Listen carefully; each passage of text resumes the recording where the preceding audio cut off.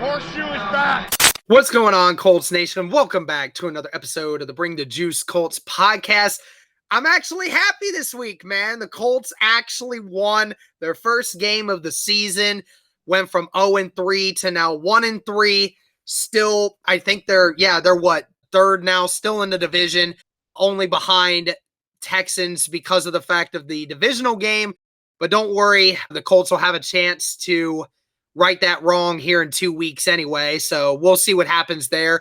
But anyway, Colts get the win against the Miami Dolphins. Marcus, why don't you tell me, man, how are you feeling right after this? I feel relieved, man. It's a dream come true. It was one of those things that you did not want as a Colts fan. It's like, please do not lose to Jacoby. Yes. Because Colts fans are already toxic. And if we lose to our former quarterback, the rollout guru, that's what I call him because he just loves play action rollout. Yeah. Man, it would have been worse. But the fact that we got the job done and we put up more than 14 points is a blessing. And, I'm just so happy right now that we won the game, man. Go freaking Colts. Go Colts, man. Absolutely, man. I mean, we might as well talk about the quarterbacks here. Carson Wentz, 75% completion percentage, and actually had a few drops by a couple wide receivers today. And granted, did have a few missed throws there. We can all agree on that. But overall, I mean, should have had an 80% completion percentage if it wasn't for the drops. 230 yards today, 2 touchdowns, no interceptions. That's the first time in 26 games that Miami has not had an interception in a game. So Carson, no turnovers today, QB rating of 115, was sacked twice today. How did you feel about Carson today?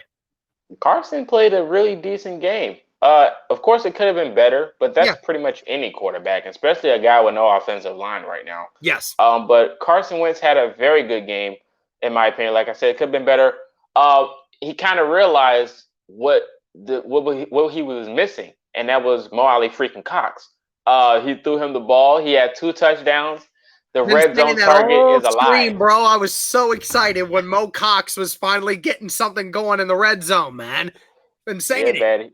He found his target. I can see Coach Frank smiling without the camera even bending on him. It's like, yes, it worked. But that happened, and another thing that Carson started to do at the end with the game plan is the play action play. That 40-yard bomb to Zach Pascal was beautiful, and it couldn't have been drawn up even better. So Carson Wentz had a really good game, in my opinion. I enjoyed it. Yeah, I mean, again, 2 or 3 bad decisions in this game. One of those sacks was on him. 2 bad throws that could have resulted in potential touchdowns. Again, you're going to have a few of those. Hopefully, as the season goes on, that will start to get better. But I think that a couple things happened in this game that made Carson Wentz better. First off, the Colts took advantage on third down, especially in the second half.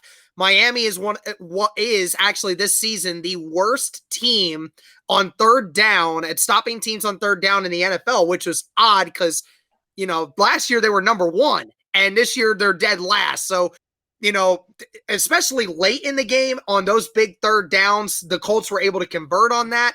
And again, just I think the creativity of the offense got better in the second half than what it was the first. Hines didn't get utilized much in the second half, but I think you probably saw it. Do you see how many times they put Hines in motion and then made a play with Jonathan Taylor going the opposite direction? You force that defense to look over there, and then Taylor gets this ball the other direction, and it's like, you finally did something. Like, you didn't even have to get the ball in Hines' hands, but you had to get him to move, and then that forced the team to wait, and then Jonathan Taylor was able to make some good plays. Do you think the play calling in the second half made the difference? Yeah, and I kind of said that on earlier. I said the second half play calling needs to be the play calling for the Colts in the first half because it's way more effective. So I enjoyed the second half play calling very well, and the fact that they executed, which is one of the problems that we had in a few weeks. Execution is everything, and the fact that they did it this week is just a sign of life, man. Absolutely. And then you look at the rushing attack. Jonathan Taylor, 16 carries for 103 yards, had a long of 38. That was the opening run to start the second half. You saw that happen. Marlon Mack, 10 carries for 22 yards, had that 12-yard run at the end of the game that kind of sealed the deal there. And then Wentz and Hines, not really much of a factor, but, it was all the Jonathan Taylor show today. A bunch of big runs. Even if you took away the 2 big runs that he had that was worth 61 yards, still was 14 carries for 62 yards, still over 4 yards a carry. So Jonathan Taylor had a really great game today, found the holes. Offensive line, in my opinion, they run blocked pretty well today. Yeah, run blocking is probably one of their best identities for the offensive line. They're really good at that. One thing I do take away from the run game today is that I think we run inside a little bit too much. I think we go away from the counter plays and the outside handoffs that are there for us. Yeah. I think we'll have way better games from Jonathan Taylor if we do run opposite directions from where most of the pressure is coming from. Counter plays and outside tosses. If we can do that more, I think the offense will be way better than what they were this week. Yeah, I mean, we saw in the first play, it was getting Taylor to the outside. You had Hines motion, and then Taylor's coming off the outside, and then all you need, you seal that edge, it's Taylor all by himself. And, I hope at some point they'll start to get Paris Campbell more involved in something like this. I hope that they can start utilizing the shift with that wide receiver and Hines, and you can confuse the hell out of a defense that way. I just hope they continue on that kind of feeling. Obviously, that worked a lot. The receiving court, Michael Pittman, 6 catches for 60 yards today. That big one, obviously, in the fourth quarter that pretty much sealed it. Zach Pascal wasn't utilized a ton today, but the catches he did make, big first downs that helped move the chains. Mo Alley-Cox, obviously, the 2 touchdowns, the one where you just let Big Mo just go up and get it. Just let the big man go up and beat the corner. And the first one, great seal by Zach Pascal, and then nobody was there for Big Mo. That time, Jack Doyle with a big 24-yard catch in the end. Paris Campbell with a couple catches. Doolin with a big catch in the late first half. Overall, nobody with ginormous stats, but it felt, outside of a few drops that Pittman and Pascal had, overall, it felt much more effective in the way they were able to do things. Yeah, man, absolutely agree. It was a team balanced game. I think if we try to get more people involved, especially from last week when we only had like 5 players involved, but we try to get more players involved this week, especially for a team like this for the Dolphins. This pretty much could have been a trap game if we didn't come out head on. But getting more players involved, it just opens up the game for you. I hope they understand that, especially when they look over the film this week. But offense in general, like I said, I think they improved a lot. And, this is good signs going forward. So obviously for the offense, like we said, it was a much more effective game. It still had its issues, but Carson Wentz looked good today. The rushing attack did a lot better today, even with some of the injuries that we sustained. Nyheim Hines was having a little bit of a rib injury problem at the end of that game. You certainly hope it wasn't anything severe. Ryan Kelly on the last play there kind of twisted that ankle a little bit. He popped right back up and walked off, so I don't think it looked like anything severe, but obviously you take him out so you don't have to worry about it. How important is it that we get some of these guys back for this next week? Obviously, Quentin Nelson's not going to be a go, but if you can get Ryan Kelly healthy, you can get Hines healthy, and, maybe something else going, and Carson, keep him off the field just a little bit and get those ankles back to being the way he wants to, you're going to need it against Baltimore on Monday night. Yeah, I agree. Getting those guys back could definitely be a big key. In my opinion, though, I think Quentin Nelson's substitutions has had a pretty solid game so far, and I kind of think it's underrated. Chris Reed, I think he's had a big those, like, every time he comes in the game, I feel like he has a success story behind it. I think the biggest issue, and I think we've seen it for the offensive line, is Davenport. Even though he got benched, hopefully they can figure that situation out. But having some guys back that don't have really lingering injuries, I think having those guys in on this big game on Monday night, Colts fans are looking for televised games, and this is the one we're going to have, but nobody's healthy. So, what are we going to get? At least get some guys that are healthy enough to play to play because we do need this win if we want to have any shot at the division. Yeah, and, Eric Fisher played a pretty good game today, blocked very well on the outside. Like you said, Chris Reed's been playing well. You certainly hope that Ryan Kelly's ankle's not much of a problem. You sit him for a little bit, let that ankle rest up. He should be good. Mark Lewinsky, again, you'll figure that one out. Just, that right tackle thing, man. Dude, I was so angry at the beginning of that stream when Wentz took that first sack and Davenport got completely blown up on the right side, just got blown right past. And, I'm like, again, why in the world the Colts continue to not have protection on that right side? You don't even have a running back to chip the right side of the offensive line to say, okay, you're going to give Davenport a little bit of a chance to be able to figure him out, but you're just saying, no, we're just going to let him go one-on-one, and then gets completely just beat off the edge. I mean, it made me angry. They figured out a way to kind of do better as the game went on, but oh my gosh, I was so livid at that. I was like, okay, here we go. This is going to be the game again. But sure enough, they did better. Let's kind of talk about the Colts defense here. Jacoby Brissett, 20 of 30 today for 199 yards and 2 touchdowns, was sacked 3 times today. I mean, it felt like the Colts were getting pressure on almost every down. I mean, every other down, they were forcing Jacoby Brissett to have to roll out right or ended up getting sacked. And we saw Jacoby Brissett had a sack fumble from Grover Stewart, which Darius Leonard picked up. And I'll be honest, dude, I mean, Jacoby Brissett's numbers were inflated due to how many deep passes they were throwing in garbage time at the end of that game. So really, he should have been like 16 for like 25 for like 140 yards. So it really wasn't that great.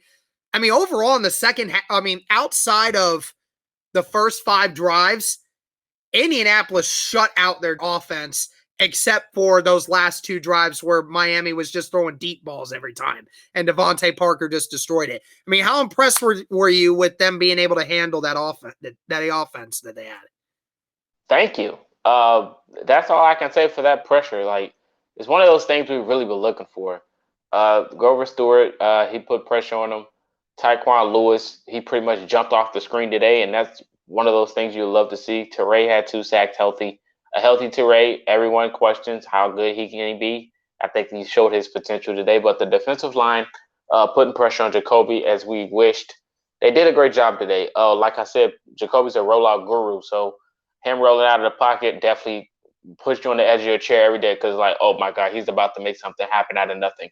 Yeah. But the fact that they tried to contain him, they did their job. I mean, I just wish our defenders could catch the football because we could have had some interceptions, but like they did good enough. But I think we could have been better. But I was impressed with our pressure on the quarterback today.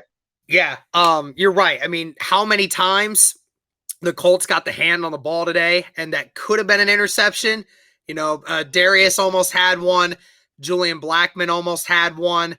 I mean, overall, I mean, for as many guys as we've had in the secondary that have continued to get hurt, I mean, you have to be impressed with the fact that, Sendejo came in and Campbell came in and Rodgers, even though he got burned on a couple plays late, it's got to feel good knowing that even with all that issues, the secondary was still able to hold its own in this game. Yeah, man, I agree. Speaking of the issues, man, Xavier Rhodes still struggling. That drive by Devontae Parker was simply incredible. I actually wanted Devontae Parker in the offseason, and today he just literally showed me another reason why. Because if you throw him the ball, he's going to catch it. And that's one of the things why I was a sigh of relief, because if Jacoby would have realized that Devontae Parker was going to catch every football he thrown to him today, I feel like the Dolphins would have put up 40 points. But the fact they didn't realize until too late, it was just ironically enough, he had the most targets with 9. Parker had 2 drops in that game that were huge.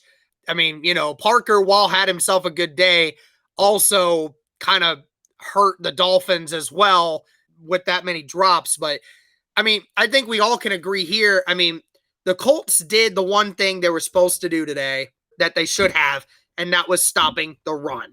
And that was Malcolm Brown, 8 carries for 23 yards. As a team, the Dolphins rushed for 35 yards. That is what the Colts needed to do today. Force Jacoby Brissett to beat you with his arm. And sure enough, that is ultimately what you were supposed to do. So it must feel good knowing how bad the Colts defense has been with stopping the run this year. It feels good to hold a team down like they did today. Yeah, man, it is. Like I said, stopping the run is never really that big of an issue unless it's Derrick Henry. So the fact that the Colts showed up on stopping the run today is huge, man. Like I said, all this momentum we need to carry over into the next weeks, man. Yep. And then, like you said, and like I said before, with the injuries, Darius Leonard, Lawrence was talking about it on his stream. When Darius had that interception, they said he was really limping on that ankle. Obviously, it's been bothering him all season. Don't know if he re-aggravated it or if it was just because of, just the fact that it never was a fixed issue. I mean, remember, Darius is playing on a bummed ankle, which sucks. But, I think we need to get him. I mean, I hope that he just doesn't really practice much except for maybe like Friday.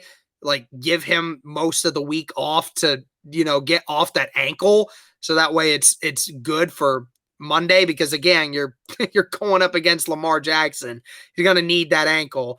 And, the guys that are, I hope nothing's severely wrong with Kari Willis. Certainly hope that Rock Ya-Sin is going to be back this next week because, Lord knows we're going to need him. He's been playing very well. I mean, yeah, you said it. The momentum of this has to carry over. And I mean, again, the entire division lost today. So the Colts are the big favors of the AFC South today. Again, it's only 1-3, but most Colts fans said that this team was either going to go 2-3 or 1-4 to go through these first 5 games. I think after these 5 games are over, we're going to then start seeing a more favorable part of the schedule where we might start seeing some guys come back a little more healthy, and you start to see us playing some more favorable opponents. We'll start seeing what the Colts look like then, and then we'll start making some more decisions. But overall, man, I mean, any final thoughts on this game? I mean, the Colts did end up winning, man. Xavier Rhodes, get better. Final words. Hopefully the chemistry between Carson and MPJ figures out. Like I said, they do find each other, but I would love for them to find each other in the end zone. I know. That's just another the amount thing, of man. times that he has just slightly missed Pittman. I mean, it's not like they're not trying to go there to him, but yeah, I mean, the ball just keeps sailing out of his hand, and they just can't find him in the end zone, and it sucks. Yeah, man, it really does. Like I said, we talked about the run game. Hopefully Jonathan Taylor gets some better running angles. Like I say, he's already a beast at what he does, but more counter plays and outside tosses, man. I definitely think that's the wave, especially going into next week. But I'm pretty sure you guys will bring that up on your preview video. But like I said, I'm loving the offense progression. It's taking a big step from last week, and I'm glad we got a victory, man. We can all rest without talking about someone being fired. Yeah, that's very true. Like I said, I mean, that second half play calling from Reich, I think, is the best play calling I've seen all season for him. I mean, that first drive of the second half, as perfect as I've seen it all season. I mean, every single play call was perfect in my eyes. I mean, it was really nice. Hopefully, like you said, we can continue to go on this because, if we can come out of a win with freaking Baltimore, I mean, dude, 2-3 sounds a lot better than 1-4. That's for sure. So I agree. All right, well, that's going to do it for this one, guys. Again, the Colts get their first victory of the season, 1-3, beating the Miami Dolphins 27-17 in Miami. Let us know what you guys thought of this game. Thank you so much again to Culture Shock, my friend Marcus coming on for me. Thank you guys for 8,000 subs also. We hit 8,000 subs today, so thank you very much for the continued support. Love you guys as always, and as always, go Colts.